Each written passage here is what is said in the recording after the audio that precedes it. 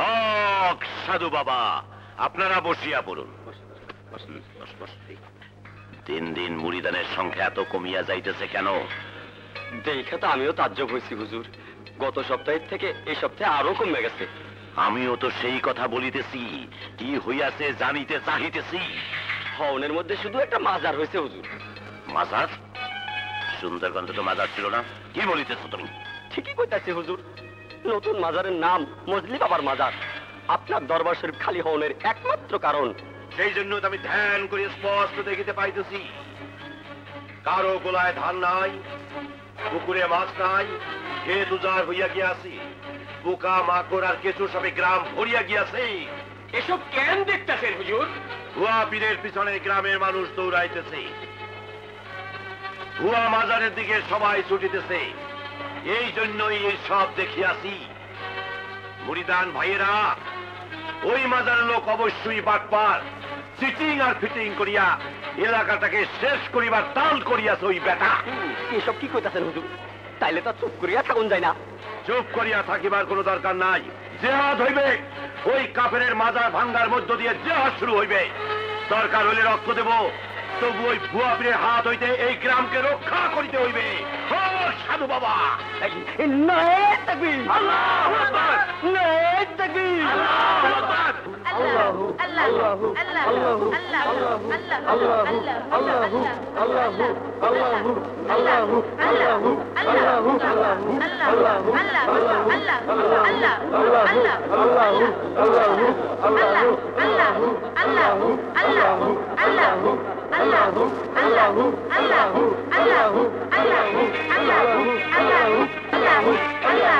থামেন আপনারা।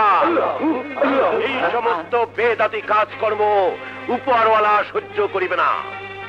বসিয়া বসিয়া কোনো জিকির হয় না, বসিয়া জিকির করার রেওয়াজ আমাদের মাঝাবে নাই। এই যে মিয়া সাহেব, মাঝাব বহুত দূরের কথা, আল্লাহরে স্মরণ করাটাই বড় কথা।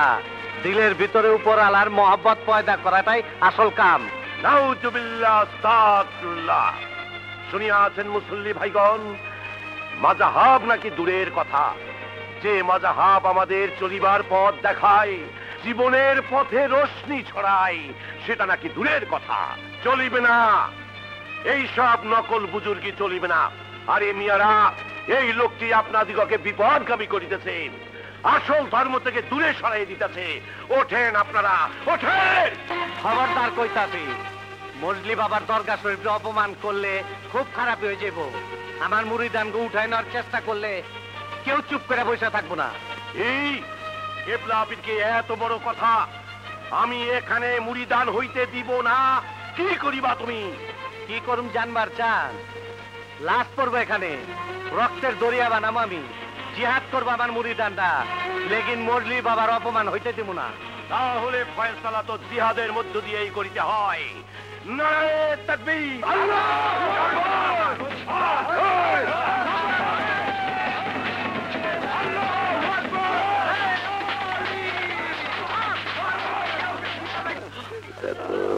কিছু হবে না, কাউরে ছাড়িস না, হিসাবটা মিলাই লই। ডাকাত সাহেব, আরে ও ডাকাত সাহেব, আরে হুন, আরে আই জুত করি তো আসি, আস্তে করি একখান কথা জিজ্ঞাসাম চাই আপনাকে সাহেবের।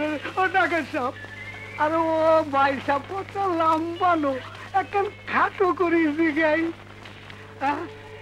আপনি তো যাত্রীকে সবকিছু লুয়ে ফেলাইছেন, এখন কি আমাকে জানে পারবেন নি? আল্লাহ আল্লাহ বাঁচতেছেন, আল্লাহ আল্লাহ করে, আল্লাহ আল্লাহ আল্লাহ আল্লাহ আল্লাহ আল্লাহ আল্লাহ আল্লাহ আল্লাহ আল্লাহ। চার জার মাল ফেরত দিয়া সবারই গাড়ি তুলে দে। ঠিক আছে ওস্তাদ। মোবাইল দিলে আরেকখান কথা জিজ্ঞাইতাম। এই যে ডাকাতি করে মাল সামাল সব নিলেন, আবারও ফেরত দিলেন, ইয়ার মজা যা বুঝিতে পারিলাম না। প্রত্যেকটা ডাকাতের পিছনে থানা পুলিশে দিতে হয় 50,000 টাকা। সোনা দানা হিসাব করে দেখলাম 25,000 টাকার বেশি হবে না। বাকি টাকা কি আমার ঘরের থেকে না দেবো? ওস্তাদ, ওস্তাদ কি পরের বাসটা ধরবেন? পরের বাসে কি লম্বাটা পাইবা? শেষ, আজ থেকে এই ব্যবসা শেষ, আর করবো না এই ব্যবসা। তাহলে কি করবেন ওস্তাদ? এমন ব্যবসা করব যেই ব্যবসায় কাউকে কোনো চান্দা দিতে হইব না, উল্টা আমার চান্দা দিব।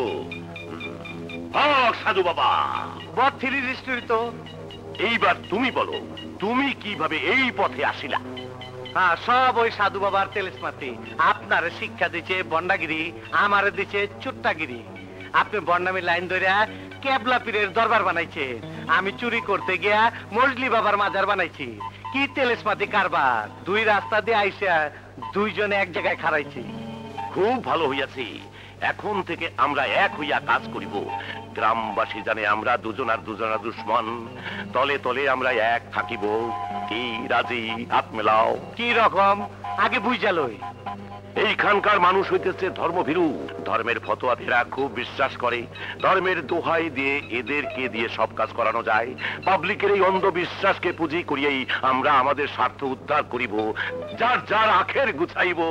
রাজি এইবার? হ্যাঁ, রাজি। কেন কেন মারামারি করেছো? এই এই নজুমিয়া, কি হয়েছে বলো তো?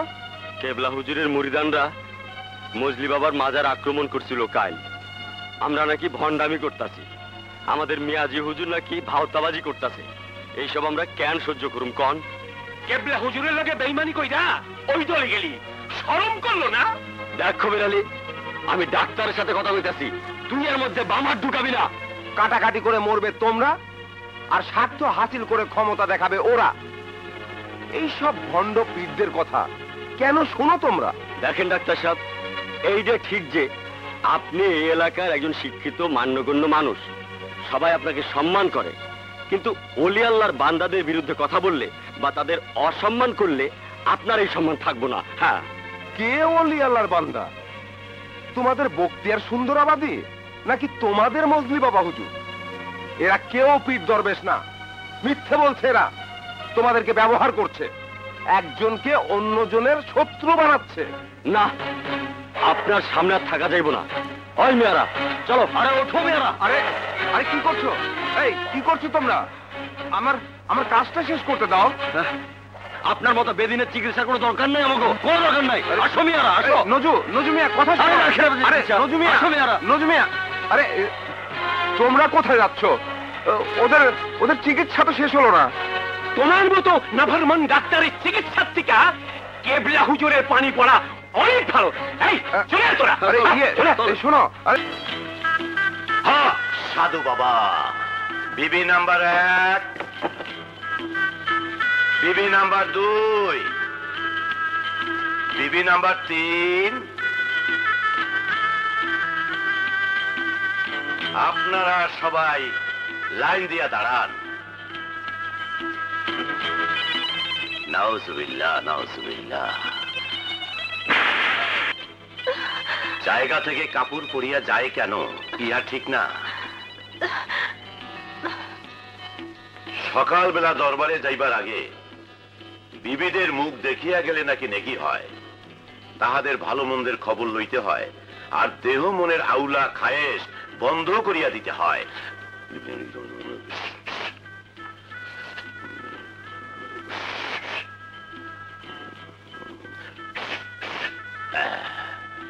আর কাহারও কুনজর পড়িবে না। এইবার বলেন, কার কি বলিবার আছে? আমাদের কাহারও কিছু বলার নেই। আপনার কিছু বলার থাকলে বলেন, আমরা শুনি। সুন্দর কথা, সুন্দর কথা। শুনিয়া খুশি হইলাম যে আমার স্ত্রীদের কোনো অভিযোগ নাই, অর্থাৎ আমার বিবিগণ সুখে শান্তিতে বসবাস করিতেছে। এই দেশে এইটাই বড় ব্যাপার। আমার ইহকালে পরকালে আর কোনো প্রবলেম নাই। তবে হ্যাঁ, একটা প্রবলেম আছে। আমার একমাত্র কন্যা বন্যা। বন্যা কোথায় বড় বউ? বিছানায় উঠবে বেলা 10টায়। উঠিয়া যেন ঠিক মতো কলেজে যায়। আমার হুকুমের যেন কোনো নড়চড় না হয়। আমি দরবারে গেলাম। দাঁড়ান, নাস্তাটা করে যাবেন না? না ছোট বিবি, নাস্তার চাইতে আমার কাছে ধর্ম বড়। মুরিদানেরা আমার জন্য অপেক্ষা করিতেছে। তবে আপনার হাতের নাস্তাটা আমি খাইব। দরবারে পাঠাইয়া দেবেন। আসি। তোমার হাতের নাস্তাটা আমি খাবো। চলে কত জ্বলবে